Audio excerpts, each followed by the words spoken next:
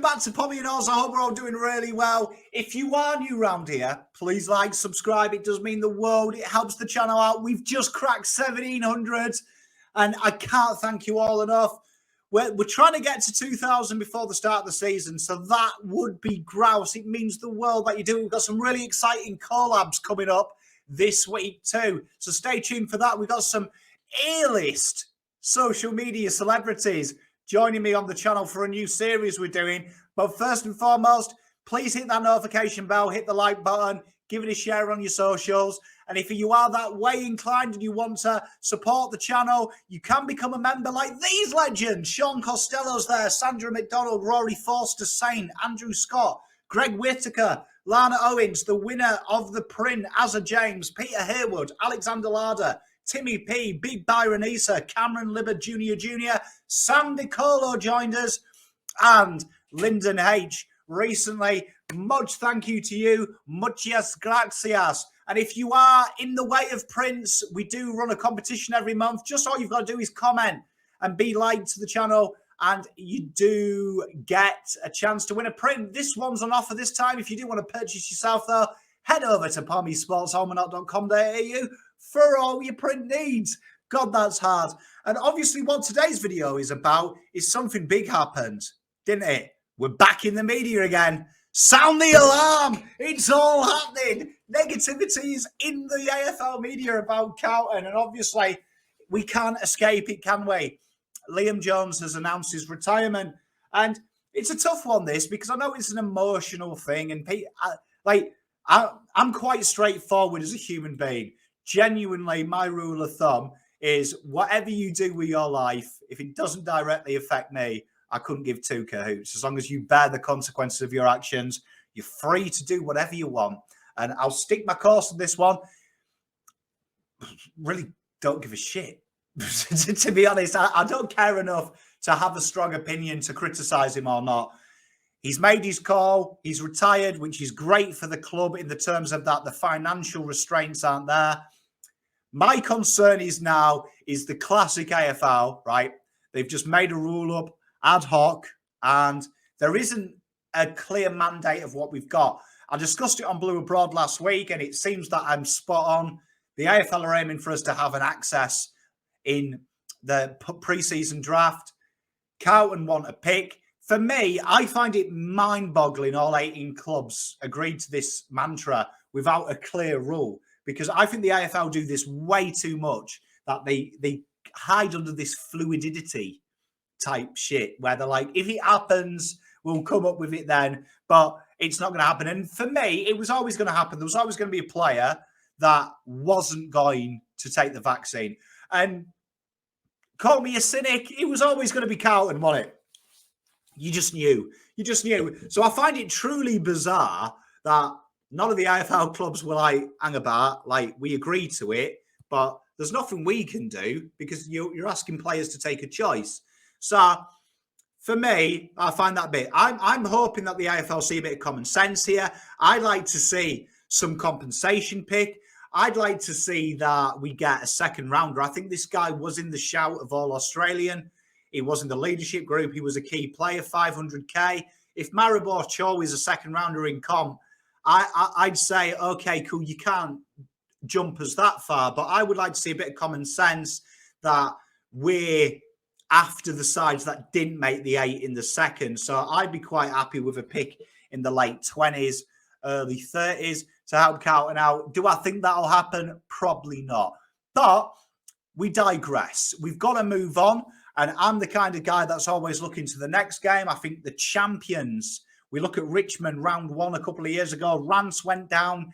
Grimes stepped in, became a real formidable weapon. So we've got to look internally, because it ain't going to be a kid playing the key position role. So let's look at the contenders. So I'd say the first one, which is the logical choice, is Lewis Young. Now, I'm a big fan of Lewis Young. I mean, when you're 200 odd centimetres, you weigh 100 kgs, you're going to be a bit of a force, aren't you? It's logic. And we look at his last 4 games last year, just around 6 spoils a game, 11 hit-outs per game as well, very good win percentage, in the high 70s as well, one-on-one win percentage. and spent a lot of time oscillating in that full-back position in the finals, particularly against Port later in the year. He had a really good game there.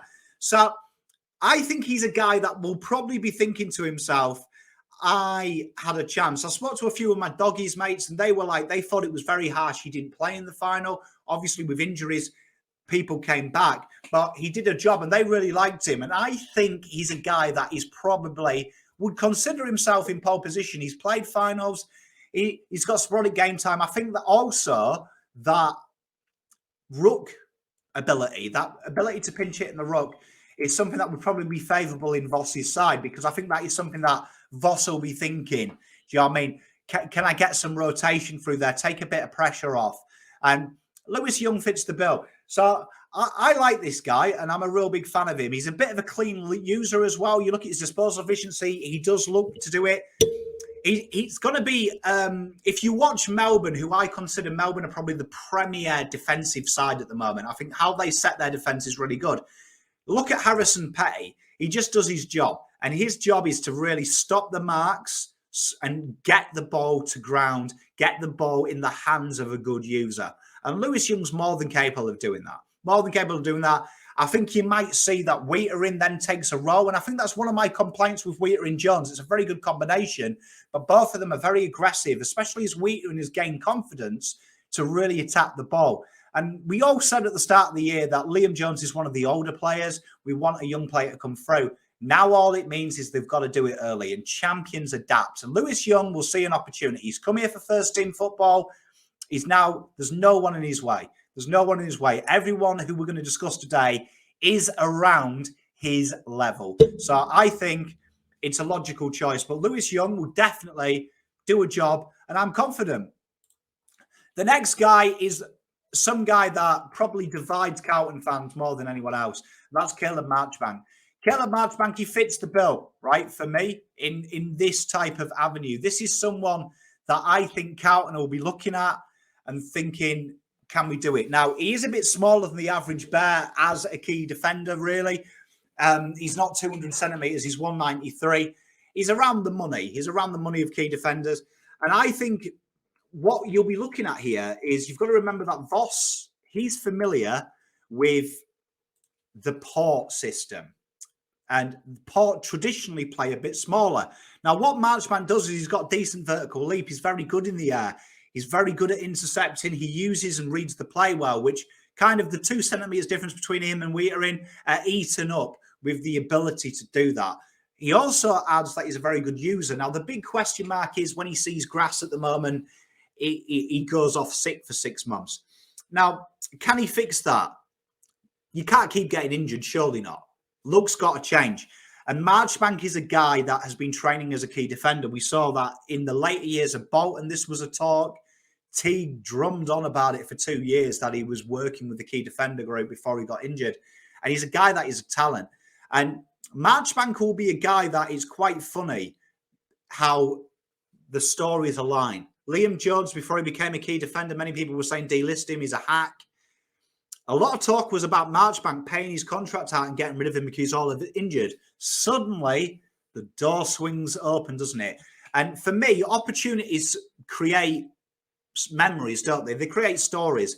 And Marchbank, on his day, is as good as anyone. And really, I'll make a big, bold call. If he can get 20 games in, you may be Liam Jones who at the end of the year, because there is no doubt about this guy's ability. The question mark is his fitness and his ability to be continued on the park. He gets that sorted, though. Caleb Marchbank's the boy. Like, he's the boy, man, because he's got all the facets you look for.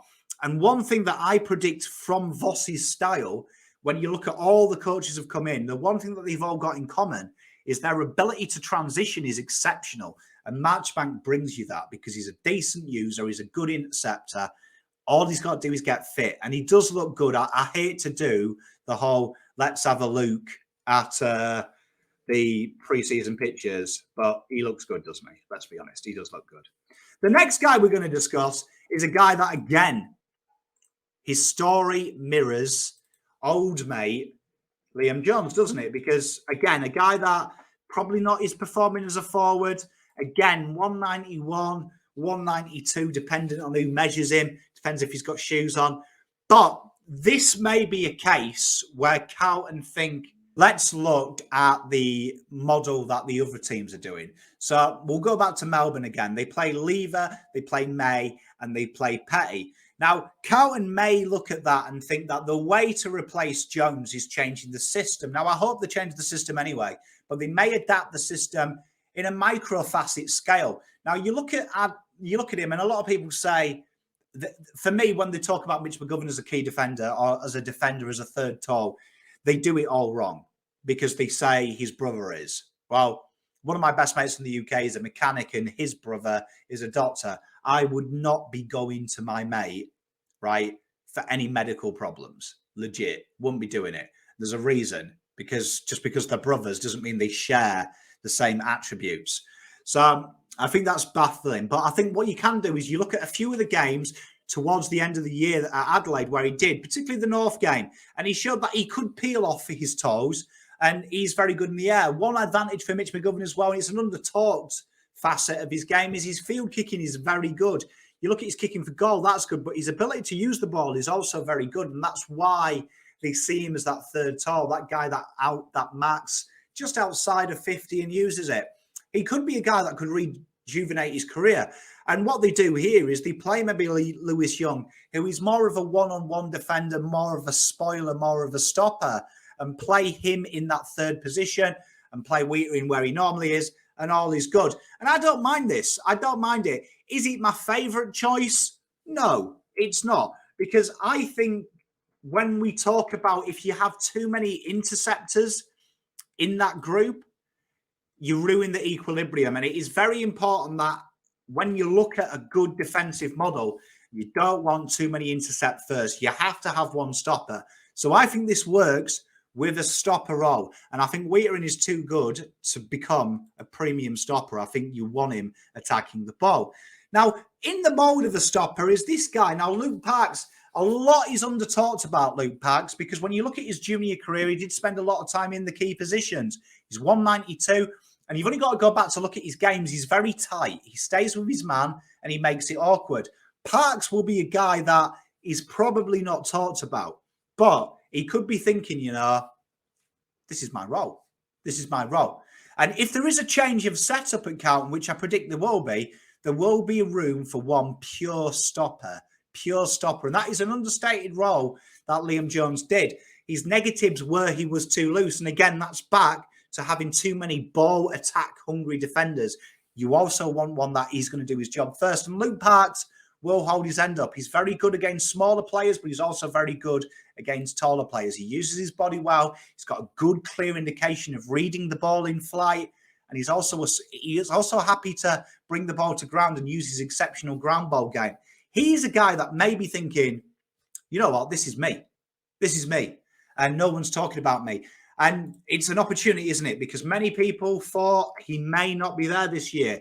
Again, a lot to play for. And I really, really like this guy. I'm a fan of his. We could also utilise Oscar McDonald. Now, we know that Carlton utilised him as a forward last year before he got injured, but he is originally a key defender.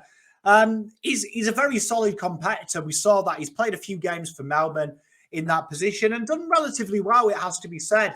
Would Carlton take this opportunity? I mean, it's a huge opportunity for him, isn't it, for Oscar McDonald? He's got a huge chance of growth. And obviously coming to Carlton, it's a second chance. And again, kind of that's similarly with Liam Jones, a second stab almost. 81 games for Melbourne as well. You've got to remember that. And decent numbers as well, it has to be said. Like, this guy can play a bit of footy. Particularly if you go back to like the 2015 and 2017, particularly the 2017-2018 period of his was particularly good as well. Like 2017 particularly, he was really utilised and played a lot down there. Got a bit of finals experience as well. He's been there. He's seen it. He's 25. He will be someone that will definitely say, well, you know what? I've got the body. I'm a big boy. I've used this role. There is some question marks about him early, though. It has to be said.